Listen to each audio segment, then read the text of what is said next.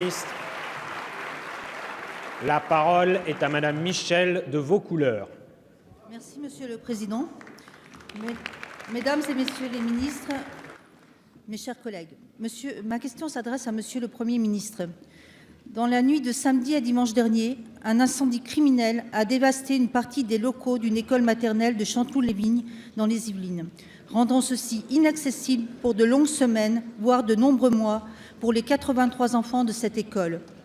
Monsieur le ministre de la Cohésion des Territoires, Jacques Mézard, est actuellement sur place afin de constater les dégâts et affirmer le soutien de l'État face à cette épreuve. Pour le maire de cette ville, ce nouveau coup dur, avec les incertitudes qui pèsent sur les mobiles de cet acte, la gestion complexe qu'il implique pour assurer la scolarisation des enfants et les conséquences financières prévisibles, n'est pas loin d'être la goutte d'eau qui fait déborder le vase.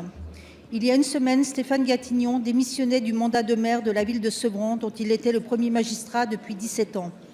Il dénonçait pêle-mêle un exécutif coupé des réalités sociales, un gouvernement de techniciens, une administration pléthorique et une charge écrasante portant sur les épaules des maires, appelant de ses vœux l'exigence d'une action politique en faveur des banlieues, qui doivent prendre toute leur place dans la construction d'une société ouverte voulue par notre président. Suite à l'appel de Grigny à l'automne dernier, les élus et le monde associatif se sont constitués en groupe de travail et ont formulé des propositions concrètes avec des solutions qui ne sont pas de nouvelles usines à gaz, mais qui partent du terrain. Comme le dit Marc Vimot, président de l'Association des maires villes et banlieues, le choix que fera M. Macron pour les sites populaires fragiles constitue l'ultime voie pour que se rétablisse ou pas la confiance entre plus de 1/10 du peuple de France et la nation républicaine. Monsieur le Premier ministre, dans l'attente de connaître les mesures qui seront mises en œuvre pour réintégrer pleinement nos banlieues dans un pacte républicain d'une France qui gagne, quelles raisons d'espérer pouvez-vous donner à nos maires, nos associations et nos habitants des quartiers prioritaires urbains ou des bourgs ruraux fragiles? Je vous remercie. Merci, Madame la députée. La parole est à Monsieur Julien Denormandie, secrétaire d'État auprès du ministre chargé de la cohésion des territoires. Merci, Monsieur le Président.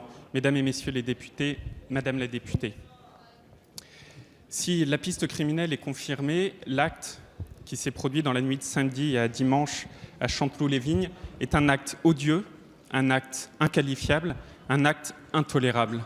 S'en prendre à une école de la République, c'est s'en prendre à notre jeunesse, c'est s'en prendre à notre culture, c'est s'en prendre à la République française tout entière, et ceci est totalement intolérable.